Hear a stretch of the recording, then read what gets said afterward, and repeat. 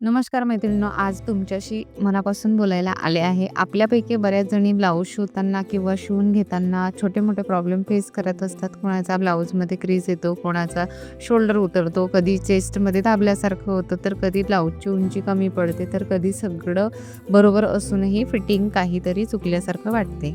हे प्रॉब्लेम फार मोठे नसतात, पण रोजच्या कामात, रोजच्या वापरात खूप त्रासदायक असतात. आणि सगळ्यात जास्त वाईट काय वाटतं माहिती आहे का तुम्हाला, की आपल्याला वाटायला लागतं, हे सगळं फक्त माझ्याकडूनच होतंय का?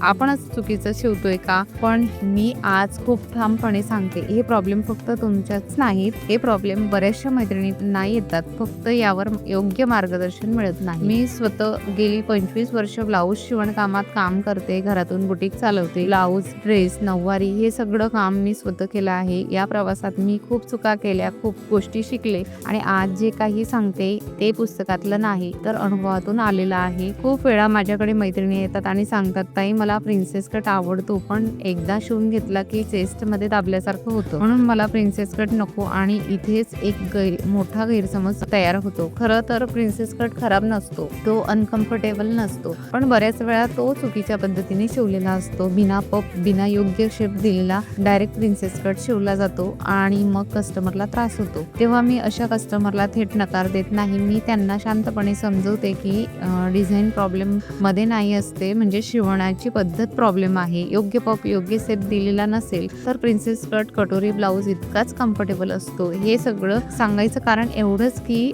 ब्लाऊजमध्ये येणारे बरेचसे प्रॉब्लेम खूप छोटे असतात, पण योग्य गायडन्स नसेल तर ते मोठे वाटायला लागतात. म्हणूनच मी आता या चॅनलवर एक सिरीज सुरू करत आहे. या सिरीजमध्ये मी फक्त बोलणार नाही, तर तुमच्याशी संवाद साधणार आहे. या सिरीजमध्ये ब्लाऊज शिवणकाम, बुटीक या संदर्भात तुम्हाला जे प्रॉब्लेम येतात त्यावर मी सोल्युशन घेऊन येणार आहे. फिटिंगमध्ये प्रॉब्लेम, शोल्डरची उंचीचे, नेक डिझाईनचे, प्रिन्स कटचे, कटोरी, नऊवारी ब्लाऊजचे, बुटीक चालवताना येणाऱ्या अडचणी, हे सगळं आपण इथे बोलणार आहोत. आता ही सिरीज कशी चालणार आहे ते मी खूप क्लिअर सांगते. तुम्हाला ब्लाऊजमध्ये कुठलाही प्रॉब्लेम येत असेल, तो प्रॉब्लेम तुम्ही मला खाली कमेंटमध्ये लिहायचा आहे. आणि लक्षात ठेवा, ज्या प्रॉब्लेमवर जास्तीत जास्त कमेंट असतील त्याच प्रॉब्लेमवर व्हिडिओ मी सगळ्यात आधी अपलोड करणार आहे. म्हणजे पुढचा व्हिडिओ कोणता येईल हे मी ठरवणार नाही, तुमच्या कमेंट्स ठरवणार आहेत. म्हणून फक्त छान आहे, नाईस असं न लिहिता तुम्हाला खरंच जो प्रॉब्लेम येतो तो थोडा डिटेलमध्ये लिहा,